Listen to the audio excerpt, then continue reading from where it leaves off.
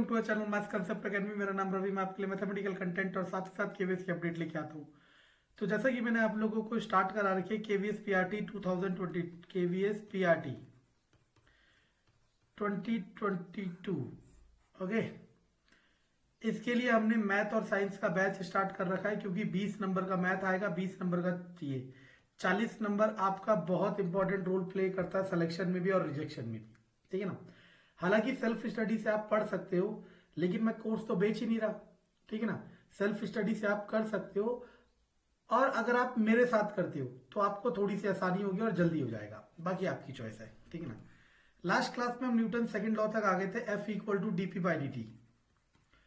मैं बार बार कह रहा हूं ये एक कंटिन्यूस प्रोसेस है। कंटिन्यूस प्रोसेस का मतलब है कि अगर आज वाली क्लास देख रहे हो तो इससे पहले वाली क्लास देखी होनी जरूरी है, वरना यही होगा जब रिक्रूटमेंट नोटिफिकेशन निकलेगा फिर आप ढूंढोगे कि कौन है ऐसा जो आपको ये मैथ और साइंस करा दे। याद रखना, मैथ और साइंस कोई नहीं करा सकता क्योंकि वो आपको खुद ही करनी होती है, बस वो मदद करेगा लेकिन कोशिश आपकी होती है।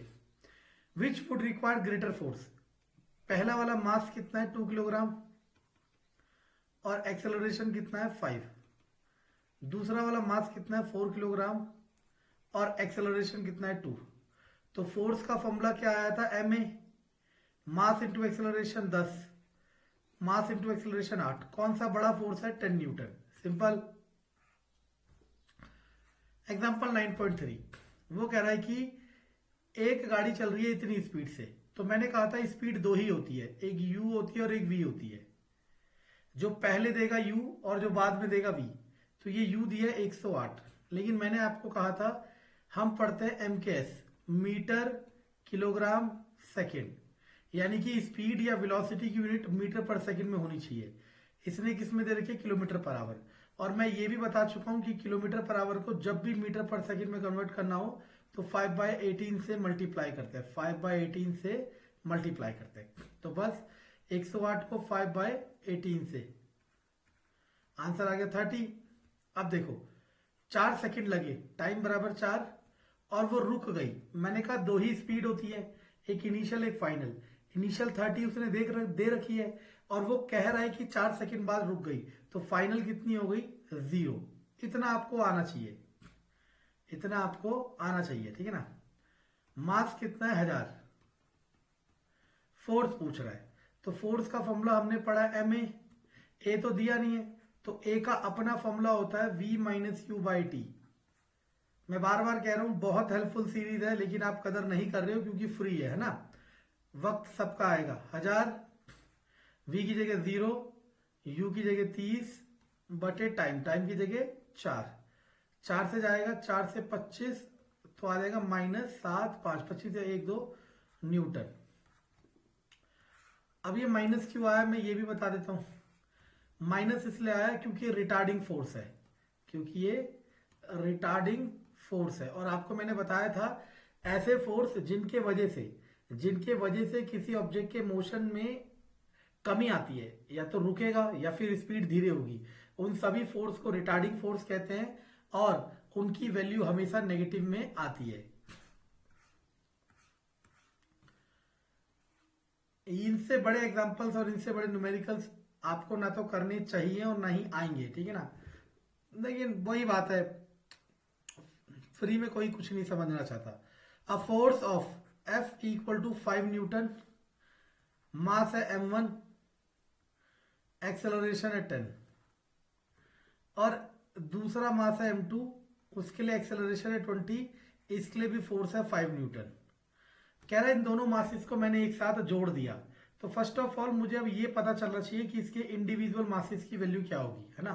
तो बहुत आसान है, तो F का फॉर्मूला हो जाएगा ma, m का फॉर्मूला F/a। तो m1 का वैल्यू हो जाएगा F की जगह 5, a की जगह 10, दैट इज 0.5 किलोग्राम। यहां से m का फॉर्मूला F/a 0.25 किलोग्राम। अब ये कह रहा है इन दोनों मासेस को जोड़ दो, मतलब 0.5 प्लस 0.25, इन दोनों को जोड़ दिया और इनको फोर्स उतना ही लग रहा है जो इतना पहले था, 5 न्यूटन। फोर्स उतना ही लग रहा है जितना पहले था, दैट इज 5 न्यूटन। अब बताओ एक्सेलरेशन कितना होगा। तो एफ का फॉर्मूला एम ए का formula F by m, F की जगह 5, एम की जगह 0.75। अब आप इसे डिवाइड कर दोगे and you will get the answer 5/0.75। देखो 5/डिवाइड बाय 0.75, सही है ना। चलो अब ये ग्राफ वाला क्वेश्चन आ गया, और ग्राफ वाले क्वेश्चन अपने आप में एक अलग इंपॉर्टेंस रखते हैं। क्यों? क्योंकि करना तो उनमें भी वही फॉर्मूला है जो हमने पहले सीखा, फॉर्मूले सब में वही हैं जो हमने सीख लिए, लेकिन उस फॉर्मूले को किस लेवल तक आपकी अंडरस्टैंडिंग बैठी हुई है ये क्वेश्चनर आपको चेक करेगा अपने अपने पैरामीटर से। और उसका एक सबसे फेवरेट पैरामीटर इसका ये होता है कि वो आपको क्या करता है, ग्राफिकल फॉर्म में रिप्रेजेंटेशन देता है ताकि आपकी इंफॉर्मेशन चेक कर सके। मास कितना है 20, ग्राम में तो किलोग्राम में कर दिया। क्यों कर दिया? जिंदगी भर बार बार बोलो MKS, मीटर किलोग्राम सेकेंड। अब ये ग्राफ दे रखा है वेलोसिटी टाइम का। देखो यहां पे वेलोसिटी कितनी है 20, इस पॉइंट ऑफ टाइम पे वेलोसिटी कितनी है 0। कई बच्चे कहते हैं 10 है, 10 नहीं है, ये तो टाइम एक्सिस है। तो यानी कि इनिशियल वेलोसिटी अगर 20 मानी जाए तो फाइनल वेलोसिटी कितना जाएगा 0, और टाइम कितना लग गया 10 सेकेंड। सबको ये समझ आया मैंने ग्राफ से कैसे लिखा? बहुत आसान, ग्राफ से मैंने कैसे लिखा आपको समझ आ गया। अब वो कह रहा था फोर्स बताओ, कहां कह रहा था फोर्स। तो फोर्स का फॉर्मूला हमने क्या पढ़ा, एम की वैल्यू 20/1000, ए की value V minus U by T। 1 0 से 1 0 चला जाएगा, तो -40/1000, तो ये हो जाएगा माइनस का 0.04 न्यूटन। माइनस क्यों आया? क्योंकि ये फोर्स क्या है, रिटार्डिंग फोर्स है। क्या है? Retarding force. इसको आप इस तरीके से भी कर सकते थे, याद करो फोर्स का फॉर्मूला ma होता है और एक्सेलरेशन का फॉर्मूला स्लोप होता है, याद आया स्लोप, और स्लोप का वैल्यू होता है p/b। तो इस ट्राइंगल में, जो ट्राइंगल आपको दिख रहा है, इसमें परपेंडिकुलर कितना है 20 और बेस कितना है 10, 20/10 दैट इज 2। तो a आ गया 2 और m कितना था 20/1000 और a आ गया 2, तो कितना आ जाएगा, ये भी आएगा 0.04। अब आप कहोगे यहाँ माइनस तो आया नहीं, तो जिसने मेरी प्रीवियस क्लास देखी हो ग्राफ वाली मोशन में, उसमें हमने बताया था जब ग्राफ नीचे की तरफ आ रहा होता है, ये नीचे की तरफ तो आ रहा है देखो, तो इसे रिटार्डेशन ही कहते हैं, यानी कि इसके आगे माइनस आता ही आता है। तो आप इमेजिन करो कितने मल्टीपल अप्रोचेस से आपको सिखा रहा हूं, ठीक है ना। मतलब मैं कुछ नहीं ले रहा, बस ये चाह रहा हूं कि आप मेहनत करें, क्योंकि मुझे पता है कि एक जॉब सिर्फ जॉब नहीं होती है, ठीक है ना। वो आपके माँ बाप का सपना होता है, आपका सपना होता है, ना जाने आपके आने वाले बच्चों के लिए वो बहुत बड़ा सोर्स बन सकता है, ठीक है। Third law of motion, simple सी बात है, every action has equal and opposite reaction. मतलब अगर आप किसी को, जैसे मान लो जिस चेयर पे आप बैठे हो, जिस टेबल पे आप बैठे हो, जिस बेड पे आप बैठे हो, आपका बॉडी वेट नीचे की तरफ लग रहा है, तो टेबल भी आपको ऊपर की तरफ रिएक्शन दे रहा है, और वो रिएक्शन आपके बॉडी वेट के बराबर है। आप कहोगे सर आपको कैसे पता चला कि बराबर है? इसका वजह बता देता हूं। अगर वो बराबर नहीं होता और आपका बॉडी वेट ज्यादा होता, अगर वो बराबर नहीं होता और आपका बॉडी वेट ज्यादा होता, तो आप नीचे को गिर जाते। और अगर टेबल का रिएक्शन ज्यादा होता, अगर टेबल का रिएक्शन ज्यादा होता तो आप ऊपर को उड़ जाते। ना तो आप ऊपर को उड़ रहे हो, ना ही आप नीचे को जा रहे हो, यानी कि दोनों रिएक्शन क्या है, इक्वल, और हर बार इक्वल होता है, ठीक है ना। जैसे ये एग्जांपल दे रखा है, देखो जब गोली आप चलाते हो तो जब गोली बाहर निकलती है तो ये एक्शन हो गया, तो इसका रिएक्शन क्या होता है, ये बंदूक पीछे की तरफ झटका मारती है, that is called recoil force on the gun, ठीक है ना। ऐसे बहुत सारे होते हैं। पानी के किनारे में नाव है, नाव से आप यहां को कूदोगे तो नाव किस तरफ जाएगी, पीछे की तरफ।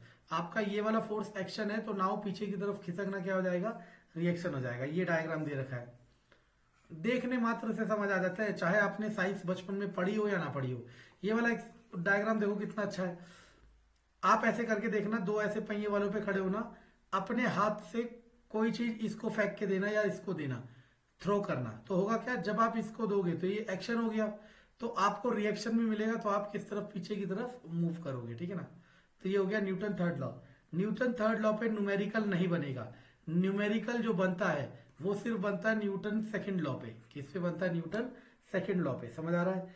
तो न्यूटन सेकंड लॉ पे न्यूमेरिकल बनता है, तो आप देखो कितना क्लेरिफाई हो गया। समझे?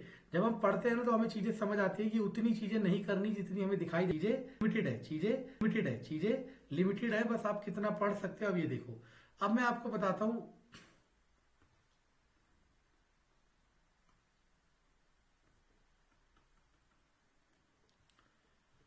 कहां गया है?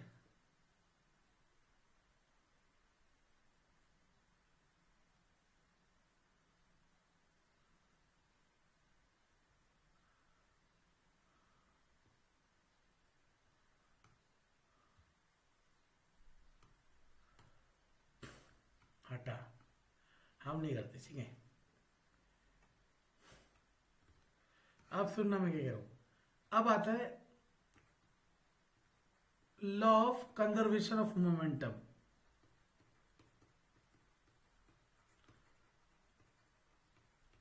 हिंदी में संवेग का संरक्षण नियम। कंजर्वेशन तो पता है ना आपको क्या होता है? बस संवेग का संरक्षण नियम, संवेग का संरक्षण नियम कंजर्वेशन होता है, law of conservation of momentum. आप सुनते रहना मैं क्या कह रहा हूं। Law of conservation of momentum आपको क्या क्या कहता है मैं बताता हूं। देखो, law of conservation of momentum में सबसे पहली बात, मान लो जैसे एक ऑब्जेक्ट है, इसका कुछ मास होगा, इसकी किस वेलोसिटी होगी v, ये किसी और ऑब्जेक्ट से टकराया। टकराने के बाद हो सकता है ये वाला ऑब्जेक्ट आगे की तरफ मूव करे, हो सकता है ये वाला ऑब्जेक्ट पीछे की तरफ बाउंस कर जाए। टकराने से पहले पहले वाले ऑब्जेक्ट का कुछ ना कुछ मोमेंटम होगा। जब ये टकराएगा तो ये अपना मोमेंटम किसको दे देगा? इसको दे देगा। ऐसा भी हो सकता है, या ऐसा भी हो सकता है अपने मोमेंटम में से कुछ मोमेंटम इसको दे दे, बाकी मोमेंटम से वापस आ जाए। ऐसी कुछ भी पॉसिबिलिटी हो सकती है। तो law of conservation of momentum ये कहता है कि मोमेंटम बिफोर कोलिजन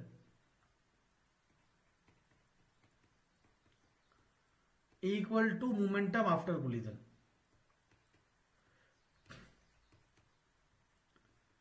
बस आपको ये समझना है कि मोमेंटम टकराने से पहले का और टकराने के बाद का दोनों मोमेंटम क्या होते हैं? बराबर होते हैं, ठीक है ना।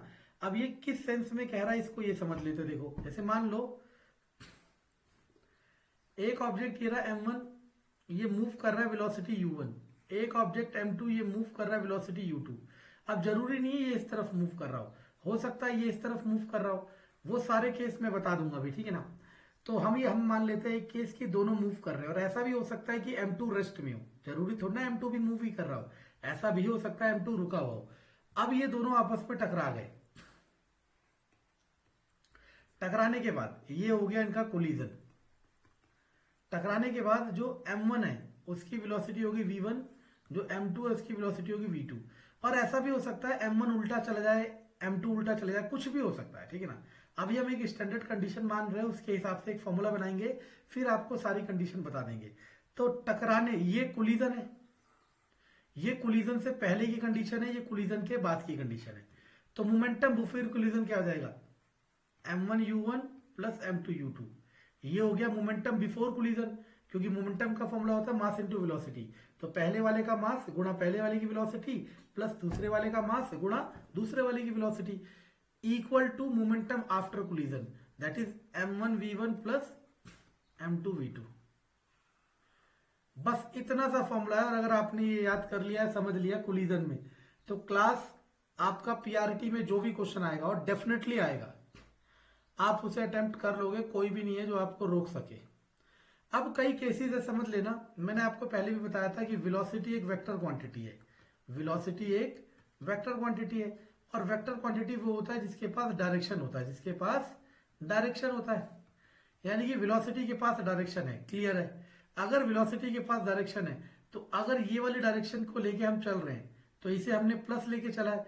अगर अपोजिट डायरेक्शन देगा तो हम इसको क्या लेके चलेंगे? माइनस। बस याद रखना, हम क्या डायरेक्शन लेके चले? सारी की सारी डायरेक्शन राइट हैंड साइड को लेके चले, तो हमने उसे पॉजिटिव मान रखा है। लेकिन ऐसा भी तो हो सकता है कि कोई लेफ्ट हैंड साइड को मूव कर रहा हो, तो बस अगर राइट हैंड साइड को हम पॉजिटिव मान के चले तो लेफ्ट हैंड साइड को क्या मानना पड़ेगा? नेगेटिव।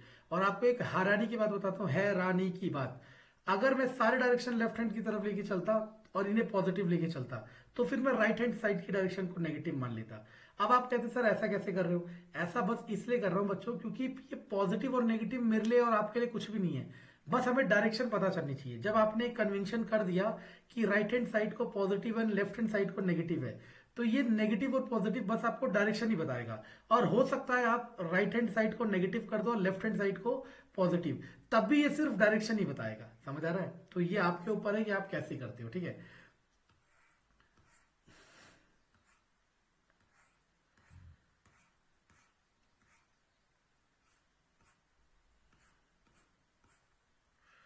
देखो अब हमने एक फॉर्मूला और बना दिया। देखो यही सब सीखना है आपने। देखो हर क्वेश्चन, मैं कह रहा हूं कोलिजन का कोई भी क्वेश्चन हो, आप बस इससे सॉल्व कर दोगे। m1u1 plus m2u2 equal to m1v1 plus m2v2। Open challenge, class 9th का कोई भी क्वेश्चन हो कोलिजन का, आप सिर्फ इससे सॉल्व कर दोगे। ये ओपन चैलेंज है, चाहे कहीं चले जाओ। ठीक है ना? लेकिन मैंने कहा ना, अगर हमें इतना आता है तो हम कभी कभी चाहते हैं कि हम थोड़ा एडवांस बने। एडवांस बनते हैं तो मैं बता देता हूं एक, मैं इसे कहता हूं गन प्रॉब्लम।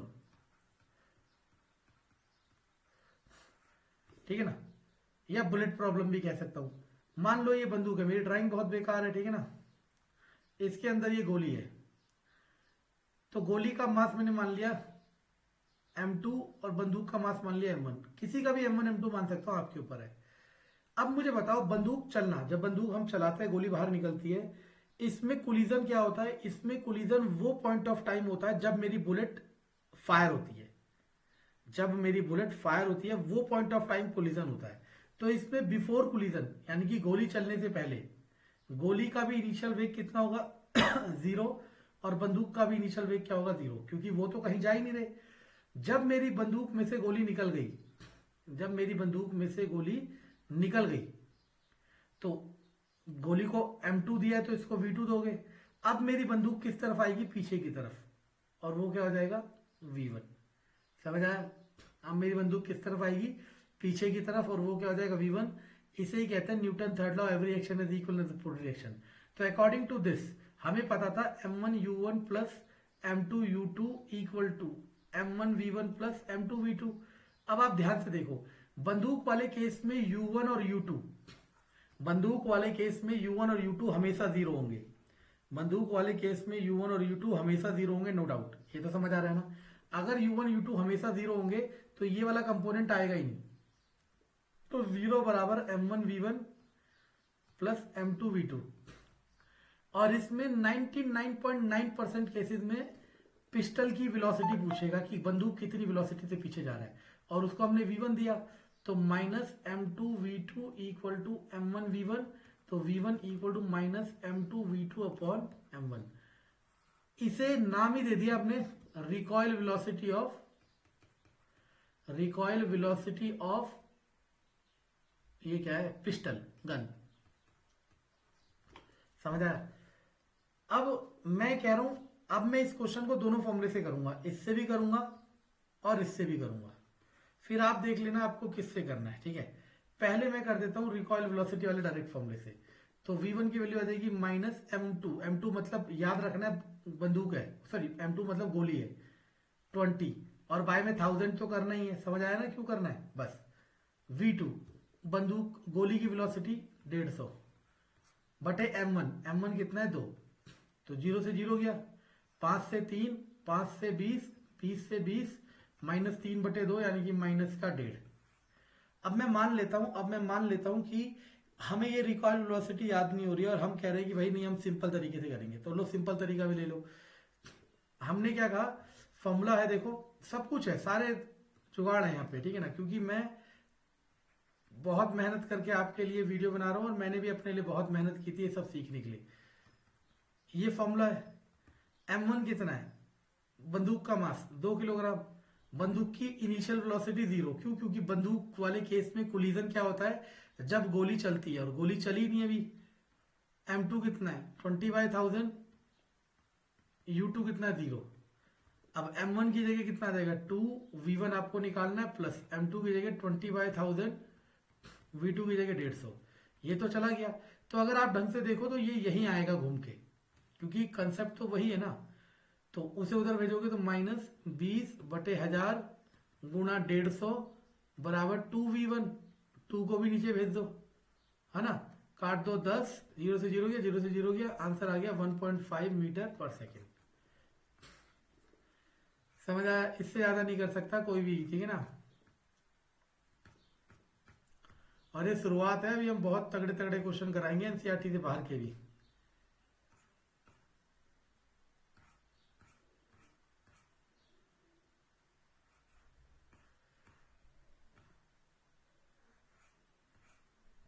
देखो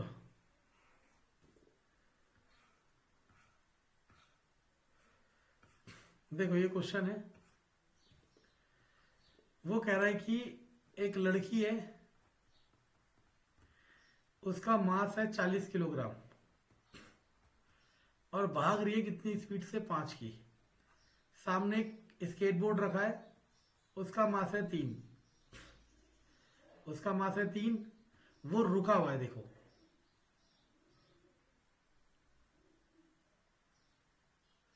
स्टेशनरी काट मतलब रुका हुआ, तो उसकी वेलोसिटी हो गई 0। अब ये लड़की भागते भागते आई और इस स्केटबोर्ड के ऊपर चढ़ गई, तो अब जितनी स्पीड से लड़की मूव कर रही होगी उतनी स्पीड से ही तो स्केटबोर्ड मूव कर रहा होगा, और वही स्पीड पूछी है। अब यहां पे भी मैंने थोड़ा सा अपनी क्रिएटिविटी लगा दी। देखो इस क्वेश्चन का फॉर्मेट आपको ये समझ आ रहा है कि इसमें कोलिजन कब होगा? जब लड़की उस स्केटबोर्ड के ऊपर चढ़ेगी। लड़की जब उस स्केटबोर्ड के ऊपर चढ़ेगी तभी कोलिजन होगा। और सुनते रहना, कोलिजन होने के बाद लड़की और स्केटबोर्ड की वेलोसिटी सेम है या अलग अलग है? सेम है। बस यही मैं समझाना चाह रहा हूं कि कंबाइंड वेलोसिटी मैंने उसको नाम दिया है जिसमें टकराने के बाद दोनों ऑब्जेक्ट M1 और M2, टकराने के बाद दोनों ऑब्जेक्ट M1 और M2 की वेलोसिटी सेम रहती है। ये किसी भी केस में हो सकता है। जैसे मैंने कहा है गत्ता रखा है, मैंने उस पर बुलेट खींच के मारी, बुलेट फायर की, और अब बुलेट गत्ता दोनों एक साथ मूव कर रहे हैं, तो यहां पे भी क्या लग सकता है? Combined velocity. तो देखो M1U1 plus M2U2 equal to M1V1 plus M2V2, ये बेसिक फॉर्मूला था। कंबाइंड वेलोसिटी में V1V2 बराबर होगा, और हमने मान लिया V, क्योंकि कंबाइंड वेलोसिटी केस ही वो है जिसमें M1 और M2 दोनों सेम वेलोसिटी से मूव करे। तो ये कंडीशन किसके लिए? कंबाइंड वेलोसिटी के लिए। तो M1U1 plus M2U2 equal to M1V plus M2V, V common ले लोगे तो M1U1 plus M2U2 upon M1 plus M2, ये आ गया V। तो याद नहीं करा मैंने, ये एक्चुअल में ये इतनी बार डिराइव कर लिया है मैंने कि मुझे याद हो गया है, बाकी आपकी इच्छा है। तो वैसे ही इस क्वेश्चन को दो तरीके से कराया जाएगा, एक तो डायरेक्ट बेसिक फॉर्मूले से और एक डायरेक्ट कंबाइंड वेलोसिटी से। पहले कंबाइंड वेलोसिटी से करा दो। M1U1, M1 है 40, U1 था 5, प्लस M2U2, M2 है 3, U2 था 0, divided by M1 plus M2, 40 जमा 3, आंसर आ जाएगा 200/43। चेक करें पहले आंसर, मुझे तो सारे याद है, मैं क्या चेक करूं। अब आप खुद सोचो मैंने कितने में लगा दिया होगा? कम से कम 5 से 6 सेकंड हार्डली। मैं यही कह रहा हूं, सब कुछ सिखा रहा हूं लेकिन कदर नहीं हो रही है, ठीक है ना। सबका समय आएगा। अब मान लो फॉर्मूले से करते, बेसिक फॉर्मूले से। बेसिक फॉर्मूला था M1 into U1 plus M2 into U2 equal to M1 into V, M2 into V। तो ये आ जाता 43V बराबर, ये गया 200, V बराबर 200/43 आएगा भाई, क्योंकि दोनों सेम ही तो है। ऐसा तो नहीं कुछ छुपा के आपसे करा रहा हूं, करा वही रहूं, छुपा के कुछ भी नहीं करा रहा, ठीक है ना।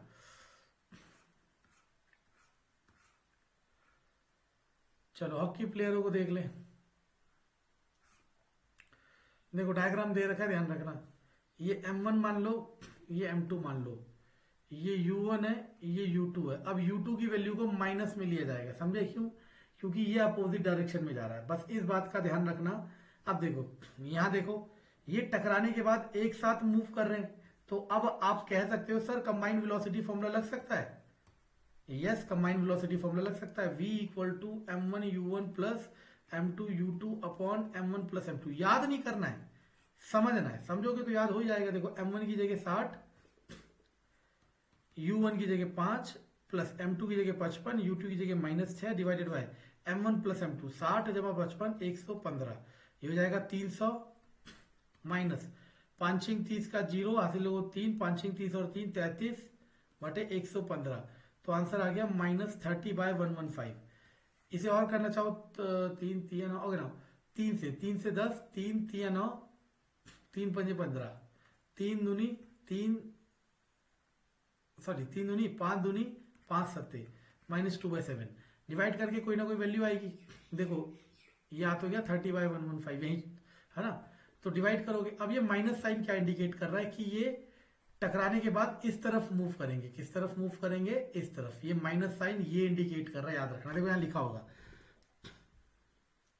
देखो two entangled player would move इतना फ्रॉम राइट टू लेफ्ट, समझे? राइट से लेफ्ट मूव करेंगे। डायग्राम में चाहे कुछ दे रखा हो, लेकिन क्योंकि डायग्राम थोड़ा क्लियर करेगा सब चीज क्वेश्चन, तो आंसर ये है। अब एक बात और समझ लेना, आप तो ऐसे भी देख सकते थे, इसका मोमेंटम आ रहा है 300, इसका मोमेंटम आ रहा है 330, तो कौन सा मोमेंटम ज्यादा है? 330, तो ये किस तरफ धक्का दे पाएगा? इस तरफ। समझ आया?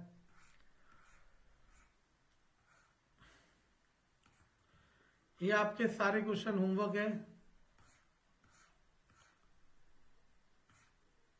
बस हमारा चैप्टर खत्म हो गया। एक बार इसको सारे चीजों को पढ़ लेना, रेंडमली कोई सा ही पढ़ते, चौथा पढ़ता है मेरा डेट ऑफ बर्थ के हिसाब से 1 2 3 4।